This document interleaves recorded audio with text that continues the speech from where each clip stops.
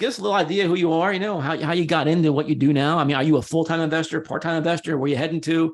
Yeah. Maybe your journey that got you to this moment. Yeah. I'd love to hear it. That's perfect. Yeah. So, kind of been an investor, for a very long time. So I started investing when I was like 14 or 15.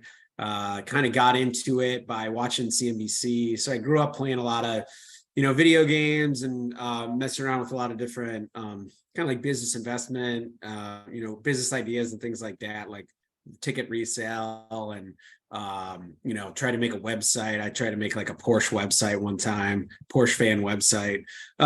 So kind of like messed around with a lot of that, but got into investing kind of like in my teenage years. Okay. Got like one of those early brokerage accounts. I can't even remember the name of the company. I gotta look it up, but it's been long bought by TD Ameritrade, through like 3 different, acquisitions. Right. So, but yeah, I think I was paying like $19 or $20 a trade back then.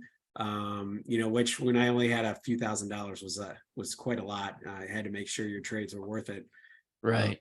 But yeah, so did that and went off, spent some time in the corporate world and went back and got my MBA around like 2012 at University of Chicago. And after that, I kind of like, I'd been doing the investing kind of on the side for a long time, and I felt like, yeah, I'm going to do this for the rest of my life. This is something that I'm really into. I get excited about. I found that I was just spending a lot of my time, either outside of work or even, during work hours, checking the market and things like that. So, right.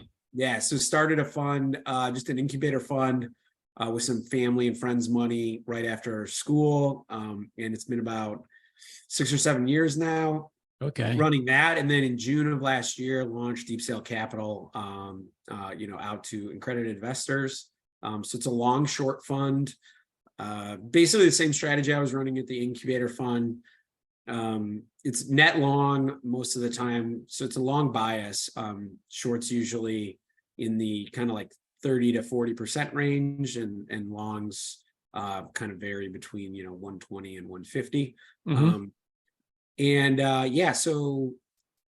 So the focus is really around 3 different areas. So the first being microcaps, and the second is the quality stocks. So looking for like quality growth stocks, things that can compound for a long time.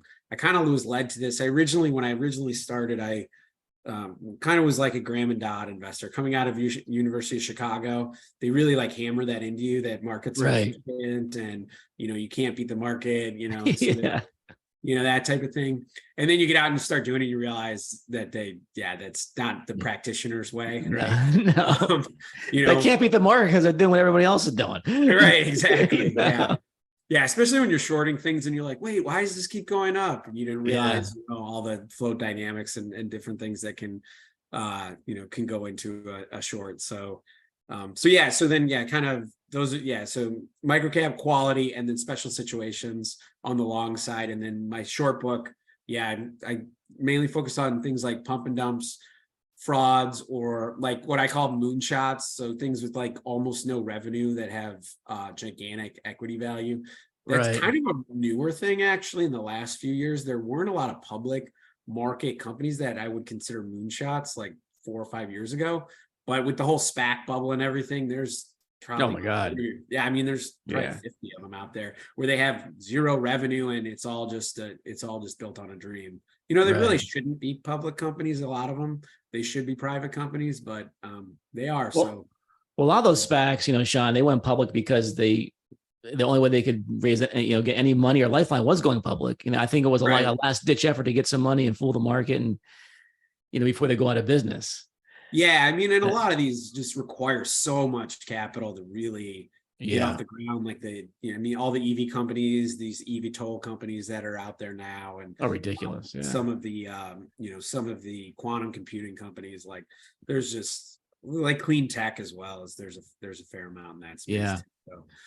So that's how I run the fund now, and it's been a little over a year, and just continuing to chug along, raise money, and